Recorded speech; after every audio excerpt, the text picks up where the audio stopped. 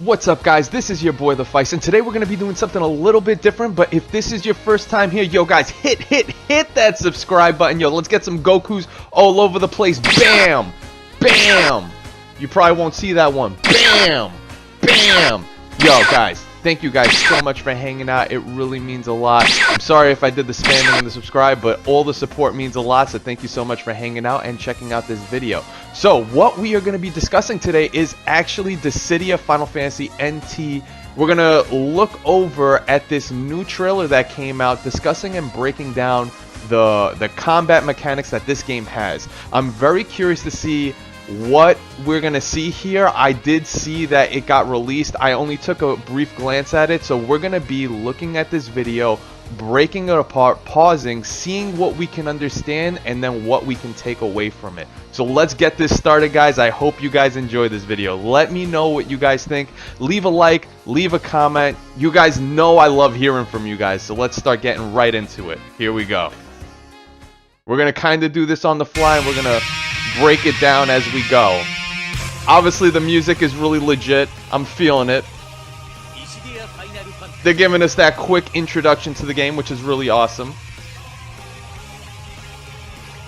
So far it looks like they have a variety of characters. Now what they show here right off the bat is that there are different types of characters, which are very interesting to actually analyze. I want to see what type of characters we have here. Heavy, Vanguard, slower with wider range attacks. Obviously the first person that pops in my head as soon as I think about that is obviously Cloud Strife, because he has the Buster Sword.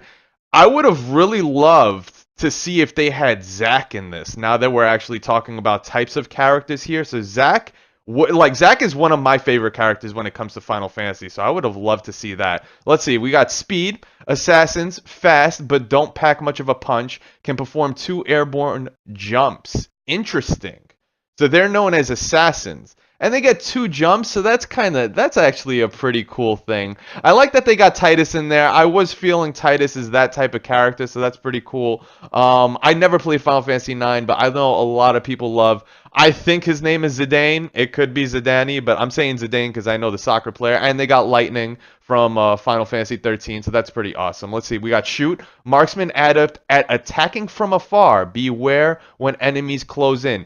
First character I think of as soon as I think about shooting is obviously, a lot of people would be like Squall. I think of Vincent. That would be someone that would be really awesome to see, but so far I do not see that on the list over here. But I'm sure these are just examples. They're not saying that this is the entire roster, so definitely have to keep that in mind. I do not know the full roster set because we're just looking at this and we're breaking it down fundamentally. And then they have unique specialists, possess unique skills that enhance party members. So what this is starting to sound very MOBA-ish, which is really cool. Which MOBA, if you guys don't know the term, it's multiplayer online battle arena. And it sounds like there's compositions here. So it sounds like we're going to need a tank, we're going to need someone that could probably shoot and speed, or maybe you can mix those up, and you're going to definitely need maybe a support character. There might be compositions where you probably don't have a support character, because that's what I classify as unique. So they have a few characters here. I would have thought that there would have been some other characters that popped in my head when it came to support, because healers and stuff like that. But let's continue with this and see what we can get. Yeah, so there definitely is a variety of types to play and play styles. And it looks like they have a few characters there already. So now there's Battle Set, which I guess you can decide how that is. I don't know if they're saying as you'll have to teammates, it's important to communicate with them by sending them chat messages. You'll have to send chat messages. I'm sure this game's gonna have voice, but it's very. So now they have like keybinds that you can actually use to talk and say what you want to do. So that's interesting. Oh, they got summonings. They got summonings. Yo, where's Yojimbo, son? AKA Yojimho. If you guys ever saw in the Final Fantasy X playthrough we did. So we got Yojimbo, we put a down payment in a house, and he always kept supering people. The graphics look so sick, I gotta say. Absolutely amazing. So now we're going to actually get some of the concepts of these battle mechanics. All right, let's break this down really quick. All right, so they got L1 for guard. You can also use it to sidestep, R1 to dash, L2 and R2 to switch targets. So that's pretty much the back buttons right there. Circles to jump, triangle is the EX skill. I don't know what EX skill is exactly. Apparently there is an HP attack, and then there's a bravery attack, and we're going to find out the fundamentals on that. They're using the trackpad for summoning. They're using the D-pad, obviously, from the previous content they just gave us. They told us that for chat messaging, and then we have the left thumbstick for movement and the right for moving the camera, kind of like third-person and first-person shooters. All right, so let's continue. So it's 3v3 here right now. I'm wondering if they'll ever introduce 5v5 or any chaos like that. How sick would that be? So they're just, right now, they're just showing us left thumbstick movement, which looks really rad. Okay, and right thumbstick just to change the camera angle. Now, what I've noticed here is that there are two lines, but then they're showing just the targeting system, which is the dotted circle on what you're focusing on. Those hover lines are people that are aiming to attack you, which is interesting. So you have circle to jump, and then assassins can jump twice. That's pretty rad. R1's the dash, which they kind of showed us right there. And you can do that for a decent amount of time. It looks like you have a bar. Oh, you could do some Shippuden, Naruto Shippuden type shit. That's amazing. Okay, so that is the dash meter right there in the bottom middle. And it could eventually just drain. Oh man, then it kind of makes you like really crappy on mobile. After finishing certain combos, you can hold R1 to interrupt the action and dash. So do you think that you can do combos and then interrupt it, combo again, interrupt? I'm wondering how that's going to work based on this. All right, let's see what we got. Above is all. So they're giving us a lot of stuff on the heads-up display. This is some really intense stuff. So they have a time limit on the top left for summoning gauge, which they haven't explained that just yet. So then there's the ally and enemy party health bars. And the bottom health bar, obviously, is going to be the one that you're targeting. Because they're not going to show 3 health bars there. They're just going to show probably the one that you're targeting. The break bonus, which they haven't really explained too much on that. There's the mini-map. Enemies HP and bravery. So that's the composition on the team on the right. And then on all the way on the bottom left side, we can see our team composition with their health and their bravery. And it looks like, I'm wondering. So yeah, so our health bar is blue. That's definitely confirmed. So the bravery is the 1000 in this case. Okay. Skill gauge right there at the bottom. Your HP and bravery. So they show your HP twice, it seems. I don't know why they did that exactly. I don't know. I guess basically they want you to, like, if you're looking really high up, if you're focusing on the enemy's HP, they want you to be able to see yours, but then they show yours on the bottom. But personally, like from a heads-up display, my perspective on it is if you're going to have it on the bottom, because that's kind of this. I did this in World of Warcraft, where if my character is in the middle on the bottom, I would want the health bar to be next to him of both the enemy and the my health bar, so I kind of see where we're at. I definitely don't like looking up and then looking at the fight again, looking up and looking at the fight again. I rather just focus on the bottom center. So I think from like a heads-up display, my expert opinion on playing games in general, specifically like World of Warcraft, when I wanted to know like, yo, is my health bar really low, or is the enemy's health bar really low, and should I try to drain his health before I die? I would actually want both health bars being in the bottom center. Personal preference, I'm sure there's a ton of other people that are like that, but it looks like there's some redundancy there just in case, but they do not show the enemy's health bar next to yours. Because like this bottom left one, I totally would have been like, you know what? Let me shift an enemy health bar right there on the right when I'm targeting someone, and that's it. I wouldn't want to look at the party all the way on the right or my party all the way on the left. I definitely would want 2 bars there on the bottom. But still, they give you a lot of content right off the cuff, and this is so much. Like, we literally talked about this in like 2 minutes. It's crazy. But yeah, that's basically my opinion on the heads-up display so far. Let's look a little further and see where we go. Yeah, they're giving us a second to digest it, but I definitely had a lot of feedback on this, so I wanted to pause it. So there they're saying the party health bar shows how many more enemies or allies can be incapacitated before you either win or lose. That line is how they can attack you. When it actually turns red, I've noticed, that's when you know that an attack is coming to you. So that's cool. So that's what they showed right there. Taking damage reduces your bravery. Now, that's what I think they mean about the Bravery Attack. Land attacks bound to X to increase it and reduce. Attacks may be grounded or airborne. Mix it up for further by using the L stick or R1. Reduce your foe's bravery to 0 to get a bonus. Now, let's see what this is. So, he had probably 100 bravery, and it looks like it's dropping it to 0, and now we have a substantial amount, which is like, now looks all purple instead of white font, white text. Foe broken. Is the foe broken because of the 0 bravery or the blocking? I wonder on that one. Okay. Once you have enough bravery, reduce your foe's HP with HP attacks.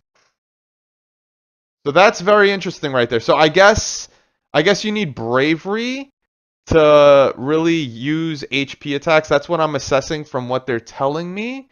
But I could be wrong on this, guys, but that's why it's a fundamental mechanic breakdown discussion to see where we go from that. And guys, if you know more content that either I'm getting incorrect or that you can enlighten people, yo, let the community know down below. Just leave a like, leave a comment, tell me what you guys think. I definitely am curious about this. So let's get more into understanding this. So that's what I'm interpreting so far, and I could be wrong. But it just said a summoning core has appeared, which is very interesting. So, to do this, press square. So square is the HP attack. We know that. When your bravery points glow purple, that means you can take out your target with a single HP attack. So that means you can insta-gib them? Okay, that's interesting. You've defeated Nameless Girl. Alright, so that's... If incapacitated, you can then respawn with X as long as your party's health gauge has bars left. So you can actually siphon health from your teammates. So that's very interesting. Like, you remember how, like, back in the day in Nintendo when you would play Contra or a game like that, and say you got, you had 7 lives and the person already died and lost their last life, and you kept spamming start to keep stealing their lives and you kept dying, or the other person did that to you and you hated it? Well, it looks like you can do that in this game, but I mean, out of courtesy, you would ask, but that's very interesting that you can do that. So you can actually, it's a full health bar of the team in that aspect. So you can drain your teammates' health bar and ask them, yo, do you want me in the match or do you want it for yourself? Very interesting stuff. You're incapacitated, and now you're doing respawn. And you have to wait 10 seconds too for it to happen. It's not guaranteed right away. Oh, wait, hold up. That wasn't... No, guys. We're going to go back really quick. We're going to go back because... they're giving you time to decide whether you respawn or not. It's not a 10-second timer. Correction on that one. Now, it looks like they have some melee concepts like, Smash Brothers, where it's like you're holding the block for too long, your guard will break if you keep shooting it up. And then you can't use it for a while. You can sidestep, but then it'll leave you vulnerable. Interesting stuff. So it's good for dodging, but... the after effects can put you in a weird scenario. Alright, let's see what this is. When your skill gauge is full, press triangle plus the left stick to activate the EX skill you feel fits the situation. So I'm assuming the EX skill varies with a bunch of people. Not 100% sure. I don't know too much of what the EX skills kind of contain. Holy Chain. So was that a heal? Or that looked like damage. Destroying summoning cores. Really? To get a summoning? So there's stuff in the environment which we were discussing with the timer. So that... yeah, this definitely feels MOBA based. Because now you're going for objectives on the map, which is very interesting. So you're going for summonings, and that will probably change the tide of battle if you do go for it. So... I do like The fact that now it's 3v3, you're in an arena, you're kind of trying to battle as a unit and help each other because they're support characters, and then there's summoning cores to actually get a summoning so you can do something. So let's see what happens. I'm sure they'll probably show the summoning here, which is rad. So it looks like it's happening, and he has Bahamut. Obviously, we discussed before that you use the trackpad to do the summoning, so that's cool. Wow, look at him! Jesus, yo, that is some damage. Never forget to call forth your summonings as they can deplete foes' bravery and turn the tide of any fight. Damn, that's just... That dude's a beast! Wow. Okay, that's basically the tutorial. Now apply this all in the demo. So there's actually a demo available, which is absolutely awesome. I am really curious to see if I can get this demo so we can check it out, because I definitely want to do that. This game looks awesome, guys. It looks absolutely awesome. I can't wait to play this. Guys, what do you think of this game so far? The mechanics on this are absolutely astounding. It's definitely a MOBA style game if it would be classified as one. That's my honest opinion on it. They do have objectives also on the map. I'm curious to see if they will ever introduce other objectives like, you know, obtaining turrets or something like that, or some crazy stuff. It looks explicitly right now with summonings, but it would be cool if also the environment changed. An example, like right now, yeah, we were in a green field, but if we were somewhere like Shinra Corporation and we can actually take care of or take control of turrets and stuff where they fight for us, that would be pretty cool. I need to find out when the release date is. Give me a second, guys. I'm going to let you guys know right now. This is not right. The city... Yo, guys, so really quick, this is very interesting.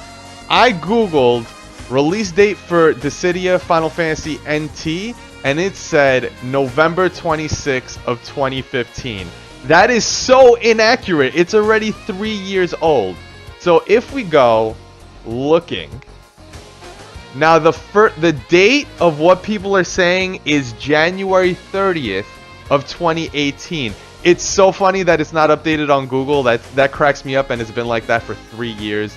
So it's something very funny when you try to search for the Dissidia NT release date and it's not updated there. Usually they're pretty accurate, so to me, that's kind of funny. But it looks like it's going to be, wow, January 30th. There are so many games coming January 28th and 30th. Monster Hunter World, Dragon Ball Fighters, this game. So many to choose from. I'm actually really excited about it. Thank you guys so much for hanging out. It really means a lot. Again, if this is your first time here, please subscribe, leave a like, leave a comment, let me know what you guys think. Again, if you have info that you want to let the community know, definitely leave it in the comments below, guys. Love hearing from you guys. Thank you so much. Also, definitely come hang out with us. We are an amazing community and you won't regret it. Take care, guys. Peace. See you guys. Before I go, guys, I just want to say major shout out to the sponsors. Thank you guys for showing that financial support and help. If you guys did want to sponsor us, definitely be sure to check out our Patreon page. Thank you guys again for showing that love and support, and it really means a lot. As always, guys, this is your boy the Fice, and I will catch you guys next time. Peace!